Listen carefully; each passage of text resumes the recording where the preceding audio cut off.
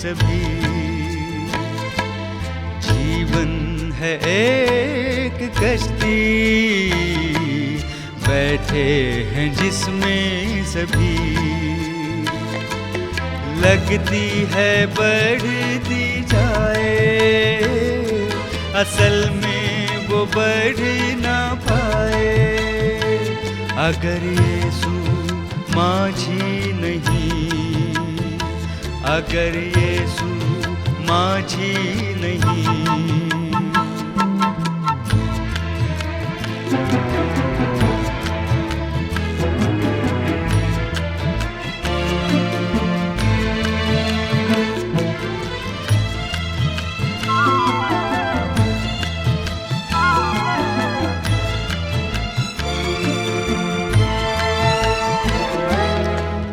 चाल आए तूफान आए, घबराए दिल ये मेरा।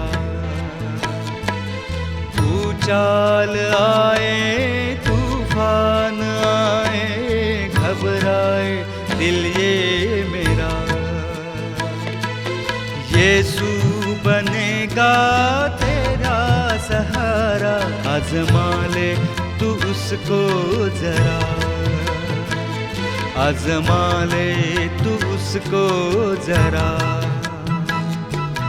जीवन है एक कश्ती, बैठे हैं जिसमें सभी। लगती है बढ़ती जाए, असल में वो बढ़ ना पाए। अगर यीशु माझी नहीं, अगर यीशु माझी नहीं।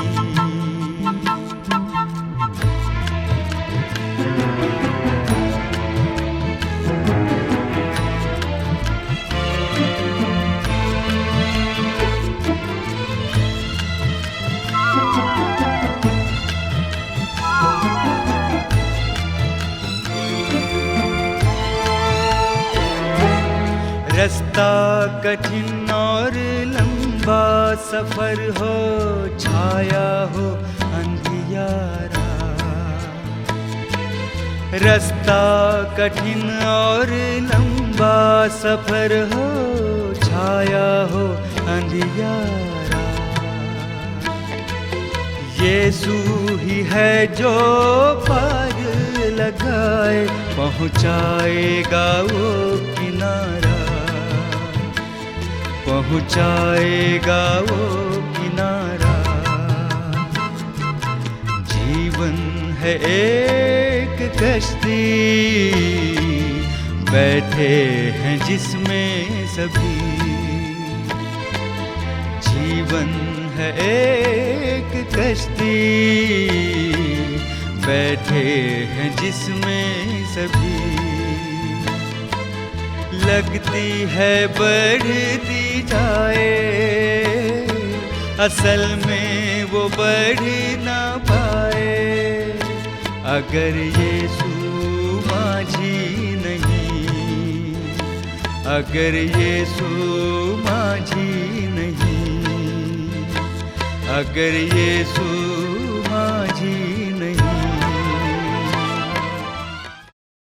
प्रभु यीशु मसीह के मधुर नाम में आप सबको जय मसीह की। परमेश्वर के जवानों की इस श्रृंखला में आप सबका स्वागत है।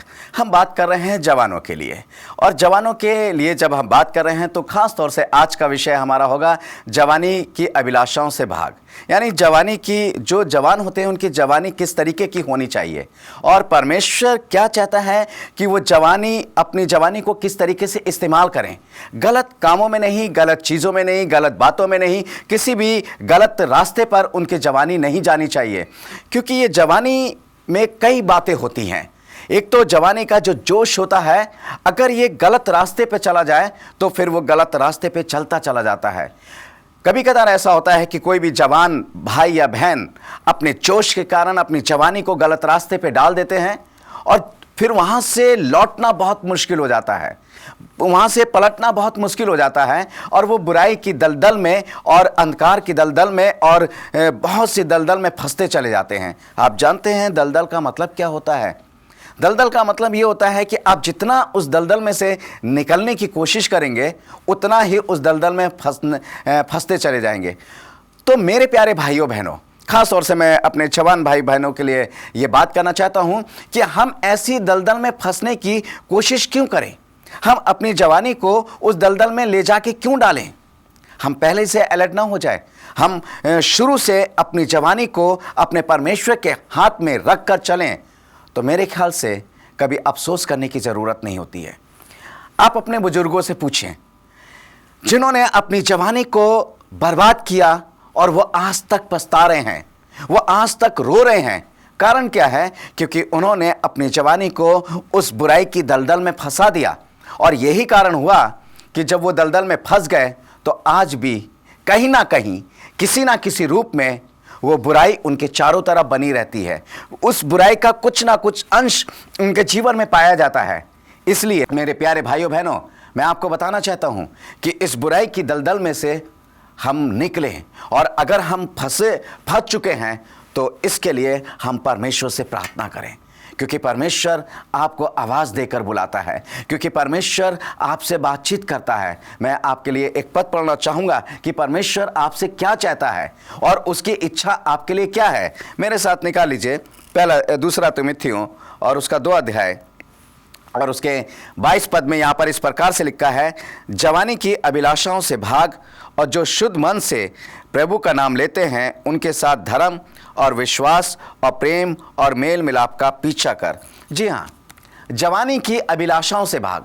आप जानते हैं जब आप याकूब की पत्री उसका 1 अध्याय उसका 14वां और 15वां पद पढ़ेंगे, वहाँ पर लिखा हुआ है कि अभिलाषा जब गर्भवती होती है तो पाप को जन्म देती है और पाप मृत्यु को जन्म देता है। जी हाँ, इस तरीके से हमारी जो संसारिक अभिलाषाएं हैं, ये अभिलाषाएं आप जितना बढ़ाने की कोशिश करेंगे उतना ही ये अभिलाषाएं बढ़ती चली जाएंगी। अभिलाषाएं कभी ख़त्म नहीं होती हैं, किसी की भी इच्छा कभी ख़त्म नहीं होती है। मान लीजिए आज आपके पास आप पैदल जा रहे हैं, आपके पास कोई सवारी नहीं है, आप परमेश्वर से प्रार्थना करते हैं कि परमेश्वर कम से कम मुझे एक साइकिल दे दे। परमेश्वर ने आपको एक साइकिल दे दी। उसके बाद आपकी इच्छा होती है, हे परमेश्वर कि मुझे एक मोटरसाइकिल दे दे। आपको परमेश्वर ने आपने प्रार्थना करी, परमेश्वर ने आपको मोटरसाइकिल दे दी। कुछ समय के बाद आप मोटरसाइकिल चलाते चलाते ऊब जाते हैं। आप ये सोचने लगते हैं कि मेरे लिए या मेरे परिवार के लिए एक कार होनी चाहिए। ऐसे करते करते इंसान की इच्छाएं और अभिलाषाएं जो है बढ़ती चली जाती हैं, जो कभी खत्म नहीं होती हैं। और ये अभिलाषाएं जब पूरी नहीं हो पाती हैं, जब किसी तरीके से पूरी नहीं कर पाता है उनके माँ बाप या उनके लोग या खुद जवान लोग उस अपनी अभिलाषाओं को पूरी नहीं कर पाते हैं, तो वो पाप को जन्म देने लगते हैं। वो गलत रास्ते से अपनी अभिलाषाओं को, अपनी इच्छाओं को पूरा करने की कोशिश करते हैं और वो पाप के दलदल में फंसते चले जाते हैं। यहाँ पर परमेश्वर का वचन ये कह रहा है कि वह अपने जवान बेटे बेटियों से कहता है कि तू अभिलाषाओं से, अपनी जवानी की अभिलाषाओं से भाग। जो भी जवानी की अभिलाषा हैं उनसे भाग जा, उनसे, उनको छोड़ दे, उनको त्याग दे। कहीं ऐसा ना हो कि तेरा जीवन बर्बाद हो जाए। और परमेश्वर का वचन कह रहा है कि अगर तुझे पीछा करना है तो अपनी अभिलाषाओं का नहीं। परमेश्वर का वचन इस बात को बताता है कि जो शुद्ध मन से परमेश्वर का नाम लेते हैं, धर्म और विश्वास के साथ चलते हैं, मेल और मिलाप वाले जो व्यक्ति हैं, उनका पीछा कर। कभी कदार हम सोचते हैं, जवान लोग सोचते हैं कि हम बहुत कुछ परमेश्वर से मांगते हैं मगर हमें मिलता नहीं है। क्यों? कि हम बहुत कुछ पाने की चाहत करते हैं, परमेश्वर हमारी सुनता नहीं है। कारण क्या है? मैं आपको बताना चाहूँगा। मेरे साथ निकाल लीजिए याकूब की पत्री उसका 4 अध्याय और उसका 1 और 2 पद यहाँ पर पढ़ेंगे। यहाँ पर लिखा हुआ है, तुम में लड़ाइयाँ और झगड़े कहाँ से आ गए? क्या उन सुख विलासों से नहीं जो तुम्हारे अंगों में लड़ते भिड़ते हैं? तुम लालसा रखते हो और तुम्हें मिलता नहीं, इसलिए तुम हत्या करते हो, तुम ढा करते हो, और जो कुछ प्राप्त नहीं कर पाते तो तुम झगड़ते और लड़ते हो, इसलिए नहीं मिलता कि मांगते नहीं। परमेश्वर का वचन कह रहा है कि तुम पाते हो, तुम मांगने की कोशिश करते हो, परंतु तुम्हें नहीं मिलता। क्यों? जब नहीं मिलती है कोई चीज़ तो लड़ाई झगड़े उत्पन्न हो जाते हैं। लड़ने और झगड़ने के द्वारा उसको प्राप्त करने की कोशिश करते हो, परंतु परमेश्वर का वचन ये कह रहा है कि ये लड़ाई झगड़े कहाँ क्यों होते हैं? इसलिए क्योंकि अभिलाषाएं पूरी नहीं हो रही हैं, और जब अभिलाषाएं पूरी नहीं हो रही हैं तो वो किसी भी तरीके से हम अपनी अभिलाषा को पूरा करते हैं तो वो पाप को जन्म देती हैं। और ये पाप जो है लड़ाई झगड़ा और ईर्ष्या और जलन कुड़न में आ जाता है। अरे उसके पास तो इतना है, उसके पास ऐसी चीज़ है, मेरे पास क्यों नहीं है। आप उससे जलन रखते हैं, आप उससे जलन के कारण वो लड़ाइयाँ हो जाती हैं, बात बात पर एक दूसरे को हर्ट करने लगते हैं। क्यों? क्योंकि आपकी अभिलाषाएं पूरी नहीं हो रही हैं। और आप परमेश्वर से मांग क्या रहे हैं? परमेश्वर से क्या चाहते हैं? परमेश्वर बेफालतू की चीजें नहीं देता है। परमेश्वर देता है सब कुछ, आपकी सारी जरूरतों को परमेश्वर पूरा करेगा। और ये क्योंकि उसका ये वायदा है, और वो उन जरूरतों को पूरा करता है जो आपकी जरूरत है। परंतु जो आपकी जिंदगी के लिए इस समय जरूरत है, सिर्फ उसको मांगे। और सबसे बड़ी बात है कि आज इस संसार को अगर हम देखें तो इस संसार का माहौल जो है बहुत ही गंदा है, चारों तरफ बुराइयां हैं। मेरे प्यारे भाइयों बहनों, यदि हम परमेश्वर से इस संसार की बुराइयों से दूर रहने के लिए मांगे और परमेश्वर से चाहें कि हम परमेश्वर तुझ में होकर चलना चाहते हैं, तो मैं समझता हूं कि परमेश्वर क्यों नहीं देगा, और इसके साथ में जो आपकी ज़रूरत है वो भी पूरी देगा। मेरे प्यारे भाइयों बहनों, परमेश्वर का वचन ये बताता है कि जब अभिलाषा गर्भवती होती है तो पाप को जन्म देती है। और रोमियो में पौलुस कहता है कि पाप की मजदूरी तो मौत है। हम क्या कमा रहे हैं? हम सिर्फ मौत कमा रहे हैं, और हमारे पास कुछ नहीं है। हम सिर्फ मौत को कमा रहे हैं और हमारे पास कुछ नहीं है। और परमेश्वर का वचन यहाँ पर एक बात और कहता है, पहला यूहन्ना 2 अध्याय और उसका 16वां पद, यहाँ पर इस प्रकार से लिखा हुआ है, क्योंकि जो कुछ संसार में है, अर्थात शरीर की अभिलाषा और आंखों की अभिलाषा और जीविका का घमंड, वे पिता की ओर से नहीं परंतु संसार की ओर से है। जी हाँ, यूहन्ना अपनी पत्री में बिल्कुल सही बात लिखता है, कुछ गलत नहीं है। क्योंकि इस संसार में जो कुछ है, अर्थात शरीर की अभिलाषा है। अब आप कहोगे कि ये शरीर की अभिलाषा क्या है, और आंखों की अभिलाषा और जीविका का घमंड जो पिता की ओर से नहीं है, ये परमेश्वर की ओर से नहीं है, ये संसार की ओर से है। और इसलिए परमेश्वर इन चीज़ों को नहीं देना चाहता है। क्यों? इससे जानते हैं क्या होता है? आइए पहले मैं आपसे बात करूंगा। सबसे पहले मैं आपसे बात करूंगा। परमेश्वर का वचन यह बताता है कि 3 बातें हैं यहाँ पर कि शरीर के अभिलाषा। मेरे साथ निकाल लीजिए गलतियों 5 अध्याय और उसका 19 पद। यहाँ पर लिखा हुआ है, गलतियों 5 का 19 से पढ़ रहा हूँ। शरीर के काम तो प्रगट हैं, अर्थात व्यभिचार, गंदे काम, लुचपन, मूर्ति पूजा, टोना, बैर, झगड़ा, ईर्ष्या, क्रोध, विरोध, फूट, विधर्म, ढा, मतवालापन, लीला क्रीड़ा और इनके जैसे और काम हैं। इनके विषय में मैं तुमसे पहले से कह देता हूँ, जैसा पहले भी कह चुका हूँ, कि ऐसे काम करने वाले परमेश्वर के राज के वारिस नहीं होंगे। आपने सुना शरीर के काम क्या हैं? जी हाँ, शरीर के काम तो प्रगट है, यानी शरीर की अभिलाषाएं क्या हैं? लड़ाई झगड़ा ढा ये वो सब कुछ है। क्योंकि शरीर जो है वो हमेशा संसार के पक्ष में जाता है, और हमारी जो आत्मा है वो हमेशा परमेश्वर के पक्ष में जाती है। हमारी आत्मा और हमारे शरीर में एक फाइट होती है। क्यों? क्योंकि आत्मा चाहती है कि वो परमेश्वर से बातचीत करे, वो परमेश्वर की हो, परंतु शरीर चाहता है कि इस संसार की जितनी भी सुख सुविधाएं, जितने भी सुख हैं, वो हमें प्राप्त हो जाएं। और जब वो प्राप्त करने में असमर्थ होता है इंसान, तो फिर लड़ाई झगड़ा, ईर्ष्या, जलन, कुड़न, व्यभिचार, ये वो सारी चीज़ें उस शरीर के अंदर आ जाती हैं। आप अपने शरीर को जितना आरामदेह बनाएंगे, उतना उसकी जो शरीर की लालसा है वो आराम से व्यतीत होने में होगी। और जितना आप अपने शरीर को कष्ट में व्यतीत करेंगे, उतना ही वो शरीर जो है अपने उस तरीके से ढलने की कोशिश करेगा। मैं आपको 2 उदाहरण समझाता हूँ। आपने कभी गरीबों को देखा होगा, गरीब बच्चों को देखिए आप, बहुत कड़ाके की ठंड पड़ रही है, ऊपर से बरसात भी हो रही है और ठंडी हवा चल रही है, मगर उन बेचारे बच्चों के पास कपड़े नहीं हैं। वो पता नहीं कैसे अपने उस ठंड में कैसे गुजारा कर रहे हैं, परंतु वो जी रहे हैं और उनको उस ठंड से कोई फर्क नहीं पड़ता है। और उनको सर्दी नहीं होती, उनको जुकाम नहीं होता, उनको खांसी नहीं होती है। और एक तरफ आप उन बच्चों को देखें जो जूते मोजे पहने हुए हैं, खूब कपड़े, ढेर सारे कपड़े पहने हुए हैं, एक के बाद एक गर्म कपड़ा पहने हुए हैं। उसके बाद उनके माँ बाप जो हैं उनको गर्म जगह में बैठाले हुए हैं, या रूम हीटर लगा हुआ है, या आग के पास बैठाले हुए हैं, उनको अपने घर से बाहर नहीं निकलने दे रहे हैं ऐसे मौसम में।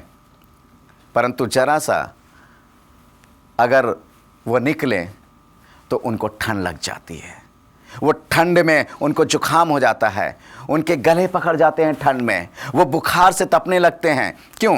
क्योंकि उनके माँ बाप ने उनके शरीर को वैसे ही ढाला है। उससे ठंड से लड़ने की शक्ति उनके बच्चों के पास नहीं है। वो शक्ति उनके बच्चों के पास से खत्म हो गई है। और जो मजदूर के बच्चे हैं, जो नंगे फिर रहे हैं ऐसी ठंड में, उनके शरीर में उनसे उस ठंड से लड़ने की शक्ति है, और इसलिए उनको कुछ नहीं होता है।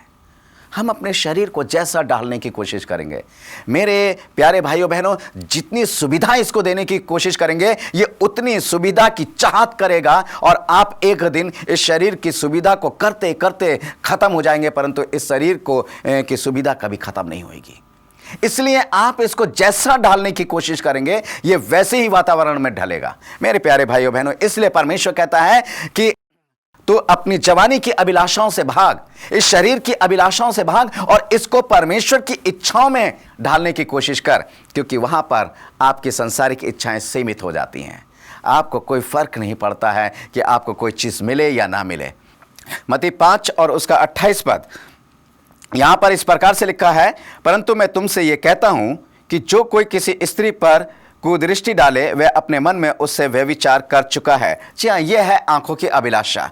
आंखों की अभिलाषा का मतलब, कोई भी एक जवान बहन जब रास्ते पर जाती है, मैंने बहुत से लोगों को देखा है, लड़कों का जमघाटा लगा होता है, वो उसको गलत दृष्टि से देखते हैं, और देखते ही नहीं हैं, बल्कि उसके बॉडी को लेकर, उसके फिगर को लेकर बहुत से टॉइंट कसते हैं। क्यों? क्या परमेश्वर यही सिखाता है? क्या आपके घर में आपकी जवान बहन नहीं है? अगर आपके घर में आपकी जवान बहन को कोई इस गलत दृष्टि से देखे तो कैसा लगेगा? परमेश्वर का वचन कहता है, यदि आप किसी भी जवान बहन को उसके ऊपर गलत दृष्टि डाल रहे हैं, उसको गलत तरीके से देख रहे हैं, तो परमेश्वर का वचन कहता है कि आप उसके साथ व्यभिचार कर चुके। व्यभिचार करने का मतलब आप कहोगे ये कैसे हो गया? जी हाँ, ये आत्मा में हो गया, क्योंकि आपकी आत्मा दूषित हो गई, आपकी निगाहें दूषित हो गई, आपका देखना गलत हो गया, और जब ये सब कुछ गलत हो गया तो ये व्यभिचार हो गया। क्यों? क्योंकि मन जो है, हमारा शरीर जो है, ये क्या चीज है? आप जानते हैं, पौलुस पहले कुरिन्थियों में, अगर आप पहला कुरिन्थियों 3 अध्याय उसका 16-17 पद पढ़ेंगे, वहां लिखा हुआ है कि पौलुस इस बात को कहता है कि तुम नहीं जानते, क्या तुम नहीं जानते कि तुम्हारा शरीर जो है, तुम्हारी देह जो है, वो परमेश्वर का मंदिर है? और जब ये परमेश्वर का मंदिर है, तो इसके अंदर गलत बातें, गलत चीजें कैसे आ गई? जी हाँ, आप मंदिर हैं परमेश्वर का, और ये मंदिर बीच सड़क पे कोई जवान बहन जा रही है, उसको गलत दृष्टि से देख रहा है, और जब देख रहा है तो उसका परिणाम क्या है? वो उसके साथ व्यभिचार कर चुका। और परमेश्वर इन चीजों को पसंद नहीं करता है, और ऐसे लोगों को परमेश्वर पसंद नहीं करता है। इसलिए परमेश्वर कहता है कि तू अपनी आंखों की अभिलाषाओं से भाग, अपने शरीर की अभिलाषाओं से भाग। हे जवान, अपनी जवानी की अभिलाषाओं से भाग। आज परमेश्वर आपको भागने के लिए कह रहा है। यदि आप नहीं भागेंगे तो याद रखिए, मौत आपका पीछा करेगी, और बुराई आपका पीछा करेगी, और बुराई करते करते आपके बुढ़ापे तक पहुंचेगी। और जब आपके बुढ़ापे तक पहुंचेगी तो कभी कदार ऐसा होता है कि माता पिता का जो परिणाम है, जो पाप है, वो बच्चों को भी भोगना पड़ता है। कहीं ऐसा ना हो कि आपके बच्चों को आपका परिणाम भोगना पड़े। कहीं ऐसा ना हो कि आपके इस गलत अभिलाषाओं के द्वारा आप जब आज नहीं भाग रहे हैं तो कल आपके बच्चे उसमें फंस जाएं। फिर आप क्या शिक्षा देंगे? आप अपने बच्चों को क्या बताएंगे? फिर वो कहेंगे, डैडी आपने अपने ज़माने में क्या किया? आपने भी तो वही किया जो आज हम कर रहे हैं। आपके पास उनको समझाने के लिए कोई जवाब नहीं होगा। इससे पहले कि हमारे बच्चे हमारा मुंह बंद करें, हम क्यों ऐसी बात करें? हम क्यों नहीं उससे अलर्ट हो जाएं? हम क्यों नहीं अभी अपने जीवन को, अपनी जवानी को खासतौर से परमेश्वर के पवित्र हाथों में सौंप दें? एक जवानी एक ताजे फूल के समान होती है। मेरे प्यारे भाइयों बहनों, यदि आपका बर्थडे है या आपकी मैरिज एनिवर्सरी है या कोई भी खुशी आपके जीवन में है, अगर मैं आपको एक मुरझाया हुआ और सड़ा सा फूल लाकर दूं और आपको कहूं कि हैप्पी बर्थडे टू यू और वो फूल दूं, आपको कैसा लगेगा? आप कहेंगे कि पास्टर ये कैसी बात है कि आपको कोई फूल नहीं मिला? अगर फूल नहीं मिला तो आप बिना फूल के आ जाते, आपने ये सड़ा और मुरझाया हुआ फूल मुझे क्यों दिया? आपने सब लोगों के सामने मेरी इंसल्ट कर दी। आप सोचिए आप क्या कर रहे हैं। आपकी जवानी एक खिले हुए फूल के समान है। आप उस खिले हुए फूल को मुरझाकर और बुराइयों से मुरझाकर और बुराइयों से सड़ाकर परमेश्वर के सामने पेश करेंगे।